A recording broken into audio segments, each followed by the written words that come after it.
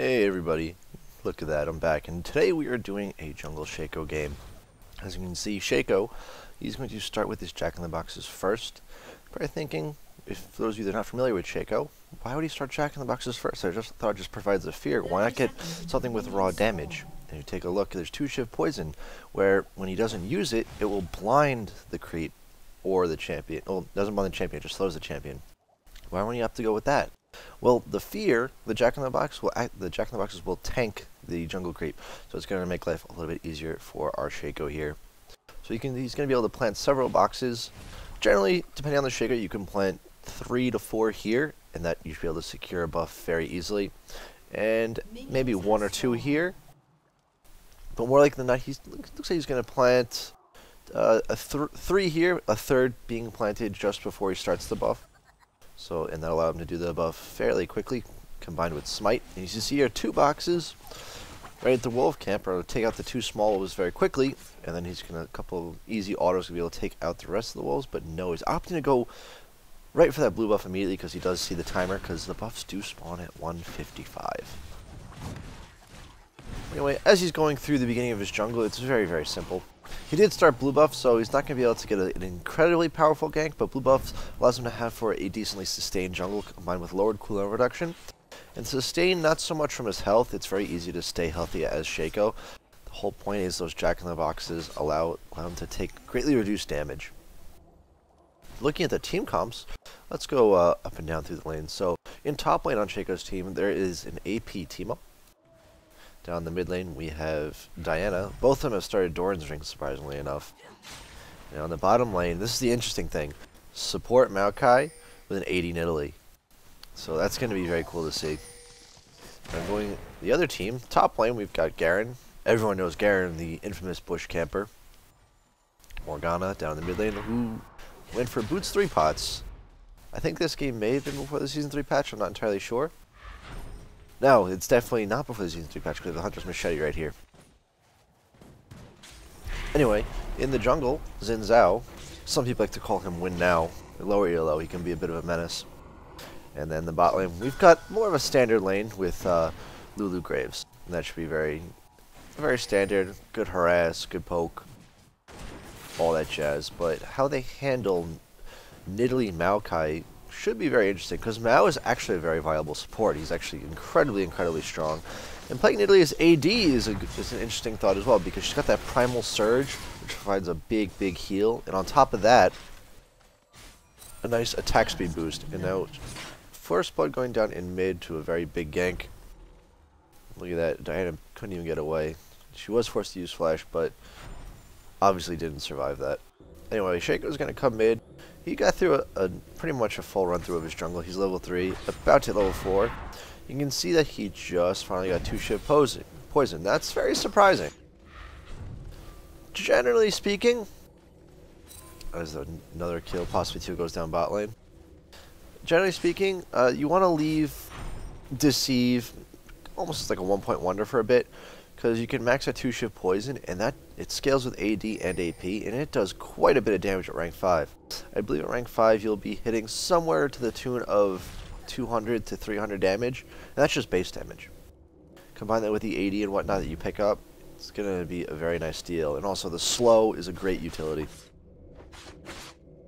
You see here, he's doing a little bit of counter jungling since you know Xin Zhao just died. So maybe he'll take some free farm, free experience. I doubt he's going to try to look to gank Morgana because he's just so low on health. But we'll see what happens. In terms of building Shaco, though, generally you'll see him go for Wriggle's Lantern. Now, the boots come down to preference as we see him completely stacking boxes in that bush. That's fairly pesky, especially if you're a jungler. But anyway, going for Wriggle's Lantern. Some Shacos like to go for Berserker's Greaves, others like to go for Boots of Mobility. It depends on what you're looking for. If you prefer going up and down the lanes, or if you want to have a really strong damage gank. Also, the Berserker's Greaves allow for a much faster clear. Morgana decides to initiate and flash in, but she's not quite 6, so interesting decision on her part, but looks like Diana might go down. Xin Zhao's going to die for that one, and Diana actually lives because of her health potion running. Wow, very nice. Even though Shaco deceived into the binding from Morgana, just barely getting away with his life, but managing a double kill. Very well played. So now he's going to go back with how much gold? 1,800 gold, 1,400 in his pocket. It looks like he's going to be picking up. I guess he's going to finish up a Regal's Lantern and pick up boots. Because the Magic's Razor is now incredibly cheap once you have the Hunter's Machete.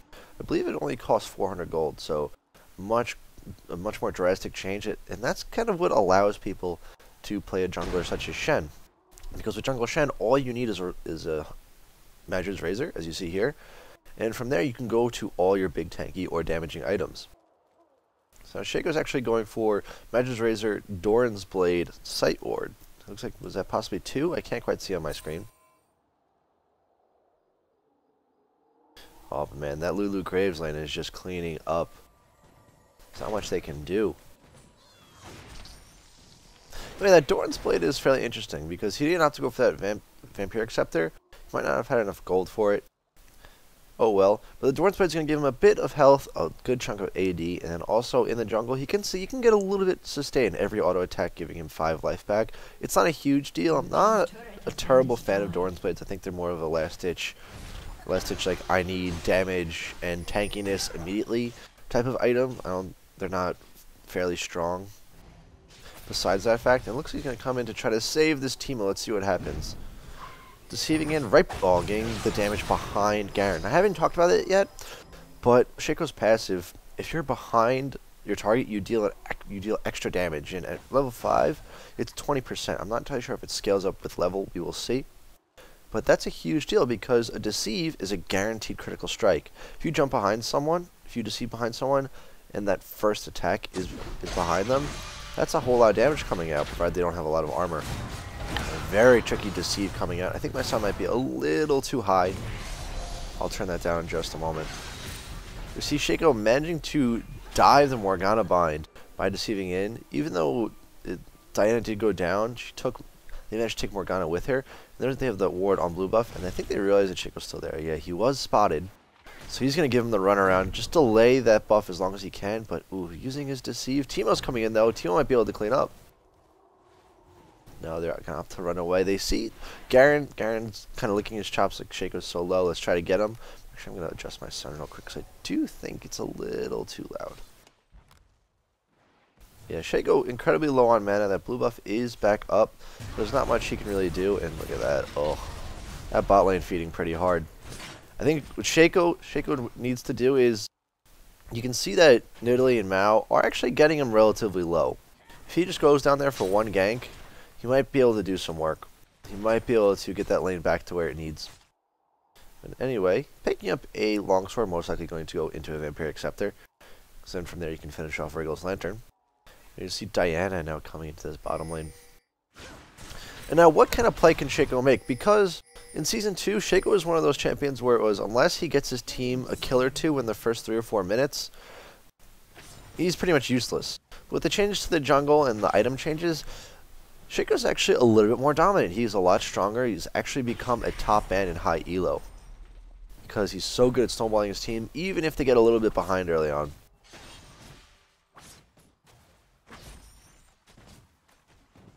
So anyway, in terms of items, I was talking about that earlier. You get the Regal's Lantern. We talked about the boots. And then from there, you can have a lot of fun. You can pick up Static Shiv. And I do believe that if he has it charged up after he deceives, it's a guaranteed crit from the Static Shiv. So that's a lot of damage count between his auto attack and Static Shiv. It's actually something that goes fairly unnoticed once he has that item. But that's a huge load of physical and magical damage all at once. Just barely landing the Jack in the Box on Morgana, getting that fear off. I think that if that didn't go off, he may have probably died. Anyway, at level 6 is really cool. There's a really cool thing about Shaco. He can do Dragon solo. There aren't many champions that can do that. I'd say Fiddlesticks, Lee Sin, and Shaco are the only ones really. Oh, and let's go back to that little bit. Shaco was coming into the red buff right here, trying to see if he could steal it, because I think he realized what the timing was. He's gonna come in, looking like he's gonna try to smite it, but now look at where he stands right here. If I swap the vision, he actually may be spotted by the blue team. Not quite yet. I'm going to let it play, though, and see if it takes notice. You see that there's a little fireball coming off. That's because Shaco is in range, and I think Xin may have noticed that. Because creep in the jungle, they have true vision. So even though they couldn't directly see him, the creep were attacking him, and so it kind of was a sign saying, hey, there's someone here. And not only that, he did run through a ward. So that could also be a telltale sign. But for a more experienced jungler, that is also a little bit of a worry when you see creep attacking, not you.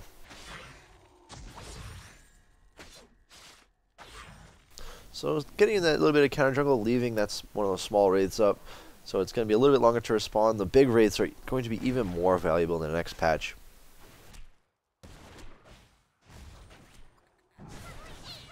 Anyway, we see a whole lot of focus coming on to Shaco, and that's the big main role of Shaco is, oh, I'm going to run to the whole team and kind of, it's like, oh, come target me, focus me, you're not going to be able to, you can get a free kill and deceive away, and the best part is trying to be unpredictable with that deceive. That's what makes it so much fun.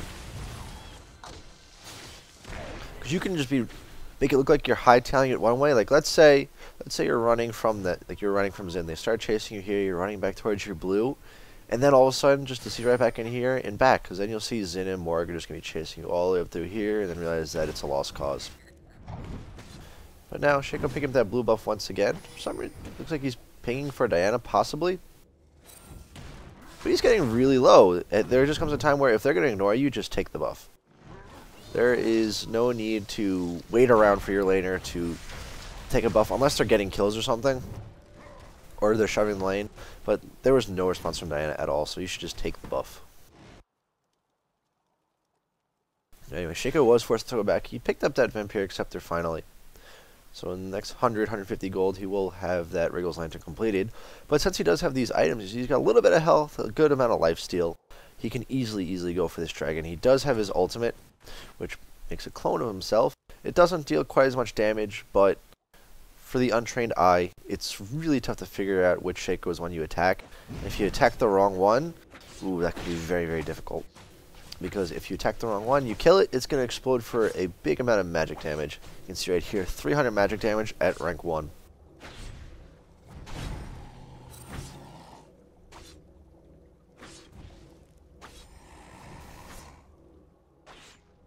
So I'm going to speed through this just a little bit because the action is kind of lull, kind of dull. But it looks like Shaco, he's looking for that blue buff, realizes, oh, it's already gone, nothing I can do about it. But I don't think it's on Morgana. Let's take a quick look. Is it on Xin? Yes, Xin Zhao does have it. So just last hitting in the lane. Always good to get that farm, especially on Shaco, because the more gold you have, the easier it is for you to take objectives and split push. Shaco is a fantastic split pusher, one of the best. Let's slow it down here. Looks like we're going to be coming into a fight in just a second. Running through a ward. Not the biggest of deals on Shaco, and using his ultimate, so making it look like he's running in first and his ult's following just behind, and that may make the difference in this. Oh, but he did deceive. It looked like Xin was actually going to be gunning for that clone, but realizing that once he deceived, oh, that's not the one that's out there is not the real Shaco.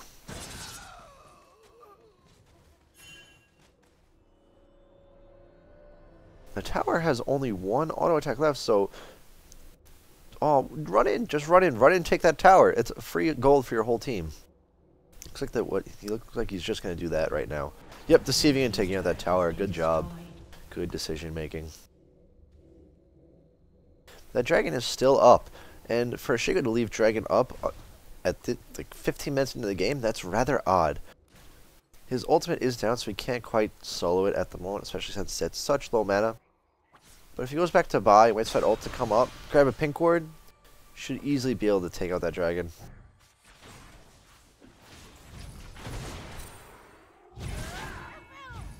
Now Shaco, you saw he was stealing those wraiths, and then realized, oh wow, there are 3 people here. I should probably get out. And then Timo comes around thinking he's going to try to help Shaco, but no. So in a roundabout way, Shaco baited Diana into dying. That's kind of funny.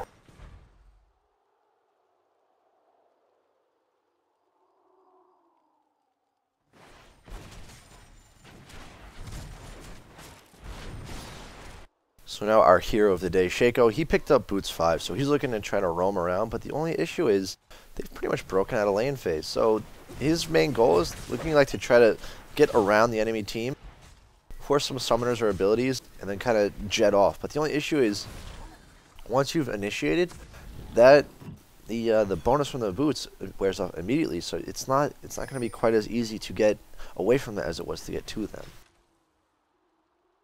So running through many wards, and an issue being here is you can't quite pick up that oracles. It's an expensive investment, and it only lasts for 5 minutes. So that's what makes it a little bit tougher being Shaco. There can be a lot more pink wards on the board, and you may not even know about them.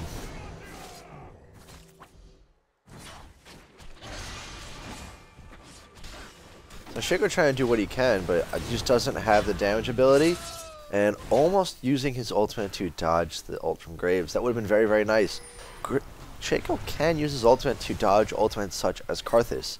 Not many champions can actually do that, so very well, nicely timed, almost perfectly timed. And a good idea, but it didn't quite work out, obviously. And now, this is the problem with leaving Dragon up this late as Shaco, because now they can start picking up some kills, and they get the Dragon. So it's fairly easy for you to simply solo the Dragon if you just buy one pink ward, provided you have Magic's Razors and some sort of lifesteal, because even though your clone can tank, he does take increased damage, so it's going to be tough for it to tank for terribly long. But it happens. That didn't even make any sense. I was busy reading something saying, but it happened.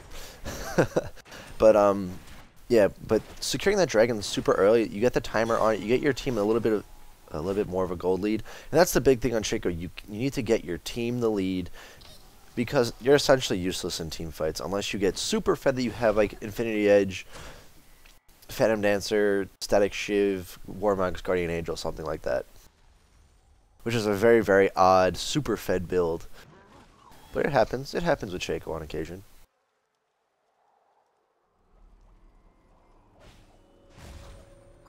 If only he knew that Morgana was there, he'd easily be able to secure that kill.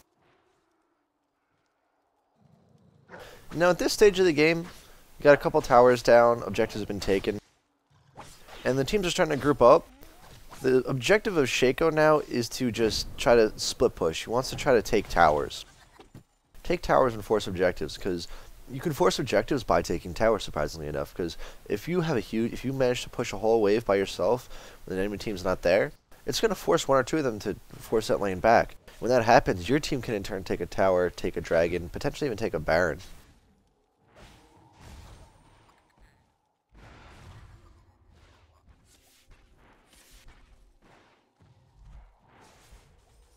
So only 1 or 2 hits left on this tower, leaving a big potential for the team to dive, but Shaco looks like he's trying to bait out something. A bunch of team on mushrooms or whatnot, Jack in the Boxes in the area.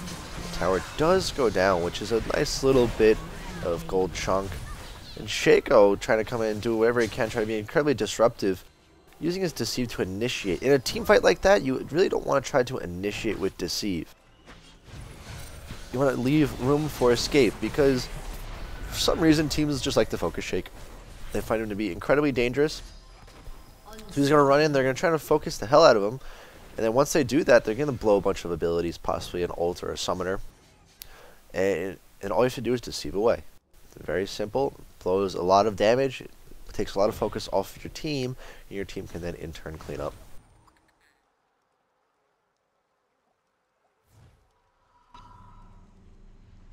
So it looks like this blue team is just completely rolling through. And the big issue was that bot lane. I think that 1 or 2 more ganks on that bottom lane would have potentially made all the difference in the world. But I'm taking a look. It's AP. It's AD Nidalee, but not really AD. She's like going Bruiser, and Maokai's going AP. So that's really rough. It's not like they're even playing appropriate roles or building appropriately. So it's going to be really hard for them to come back in this. So Shaco needs to do all that he can. Try to just farm when he can, because right at the moment, 50 CS at the 20-minute mark, without many kills, that's going to be incredibly rough on him. But picking up the Ruby Crystal, maybe going for a Black Cleaver, maybe going for Phage. My guess he's going to go for Phage, because this team isn't terribly tanky. But we'll see how this one works out. He is about to run into a Xin Zhao, though. Zinzao and a Garen. Deceiving away, but he's going to run right through a ward. Oh, he's going to sit in that ward, and we'll see what happens here, because now he's spotted. They've got two champions there. He's going to try to deceive away once more, but I don't know how well it's going to work for him. Ooh, very nicely timed ult. But he has that red buff, and for some reason the buffs are not shown on clones. I don't even know if they can be shown without dealing the damage, so it's going to be very tough. So it looked like Garen realized that, oh, the real one has red buff, the other one doesn't, so he went to go focus that one. And then Zin's like, oh, hey, it's a Shaco, I'm going to focus it, not realizing that the clone doesn't get the buff.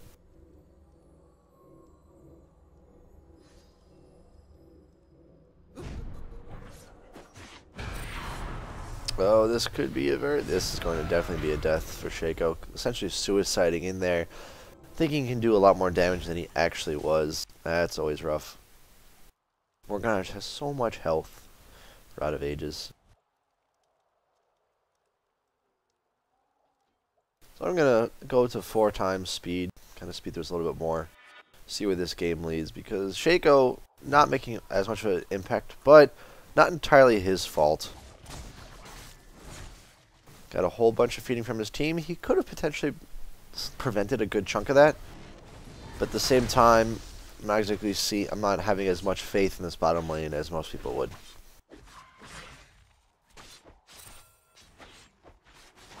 So in terms of gold difference, you can see here, Shaco 4,600 compared to Zin's 5,900, and Zin scales much, much better in late game than Shaco does. Just in terms of the gold lead on the teams as well, 33.5 thousand, 26.7 thousand. This is borderline point of no return for most teams. I mean, I know people always bring up the CLG versus M5 game back in 2011, I believe it was, something like that, where they came back from like a 25,000 gold deficit. But that's a very, very rare game. I was actually talking with Rivington III about that. We did some duo queue games, and we had quite a bit of fun. So Shaco going to just be farming, trying to push lanes up, do what he can, and this is when he starts split pushing. He's going to come to the spot lane, keep pushing lanes, keep pushing the lanes. If we had a couple wards in this area to spot people coming, that would be even better. He actually does have a couple wards on him. Is he going to plant them? He's going to plant a Jack in the box and get chased by Graves. Oof. Does he manage to escape? He did manage to use his ult to see over the wall. Now the only question is, will he be able to get away? Garen clean up the kill on Diana very, very easily. Ugh. Things are looking fairly grim for Shaco's team. I think he realizes he can get this kill on Morgana. There we go. Is he going to be able to clean up? I don't think he's going to be able to clean up terribly well. Garen is an absolute monster. Garen is a low elo solo queue stomper.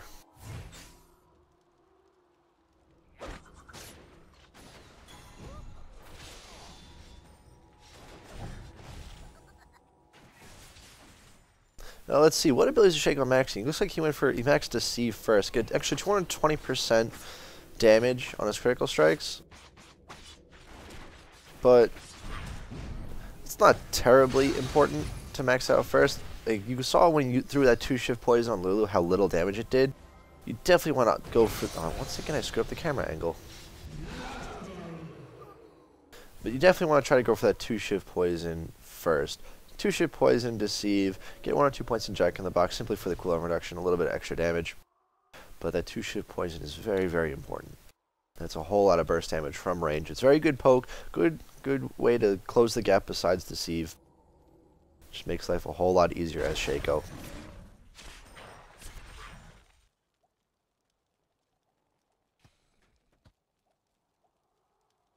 Anyway, let's see. What item does he decide to pick up next? He does have that Phage, so maybe going for Trinity Force, maybe going for Frozen Mallet.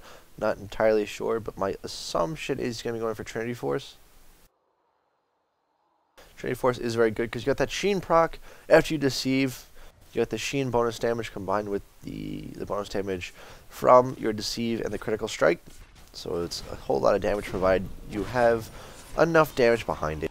Got enough items, and at the moment Shaco doesn't quite have the items to support that kind of damage.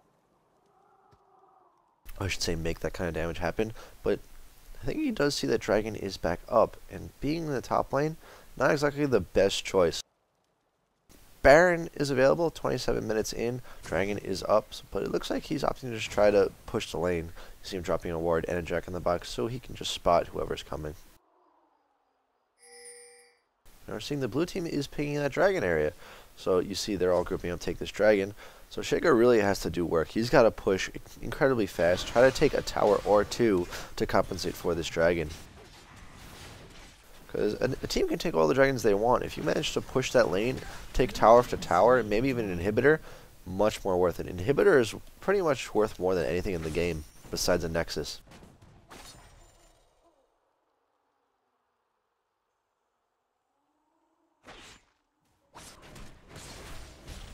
So you can see here Shaco trying to do all that he can. He just doesn't quite have the damage or attack speed to really clear this lane. If he had more attack speed, he may be able to get off some more Regulus procs. Or if you just have more damage, you can just simply manhandle the lane and push it forward. But this is very good. He's opting to not come to his team and team fight because he knows he's pretty much useless. He also has a team on that team, so it's pretty much one of the most useless teams I've ever seen in terms of team fighting.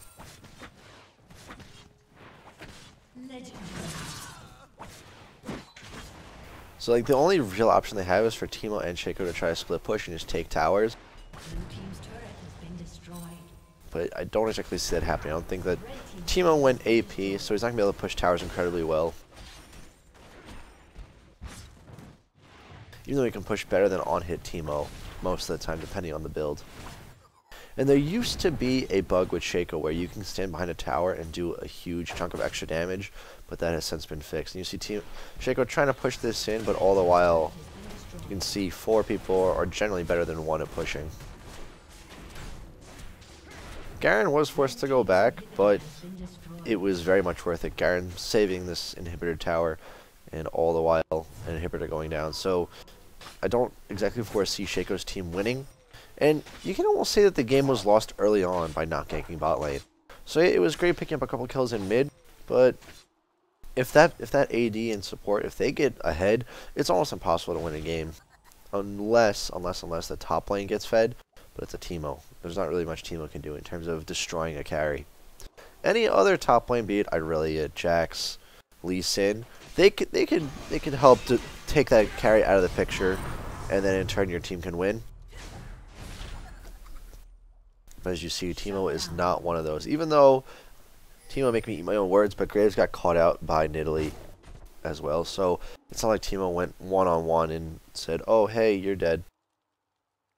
Ooh, but Lulu now has that Oracle, so that means that they're looking to prep for Baron, and they're also afraid of the Teemo mushrooms and Shaco. Shaco being very low on health, there's not much he can really do. He could actually die to this Lulu right here if he's not careful.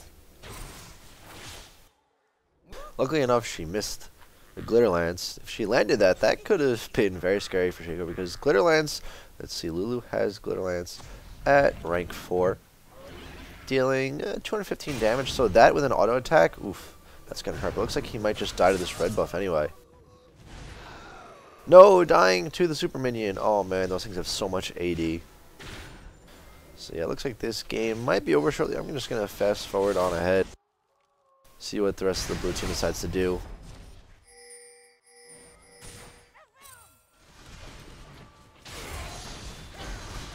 So yeah, the blue team is just grouping up, taking towers. It looks like this is pretty much going to be a good game. Yeah, I'm focused on Garen. He's just spinning to win. Shaco actually coming and picking up a kill. Very impressive stuff. And impressive to see how I can watch this on super fast mode. I'm going to slow it down just a tad to see what Shaco is deciding to do. So he's going up against a very fed Graves. You can see Graves' items. Infinity Edge, Phantom Dancer, Bloodthirster. Looks like he's getting Static Shiv next. Graves was just all about that raw damage. Meanwhile, Shaco with needlessly large rod. That's all I have to say about that. Needlessly large rod. So it looks like this game is just over. He's waiting for them to push. So yeah, in turn, it looks like this game is essentially over. I'm going to speed through the rest of it. So hopefully you guys got a good idea of how to work with Shaco. Shaco master of jumping over wards besides Nocturne. And able to really make stuff happen. Much stronger this season than in the last season because of the item and jungle changes. And if you guys can get a feel for Shaco, it's actually a very good way to climb elo because a good Shaco is one of the scariest things during lane phase.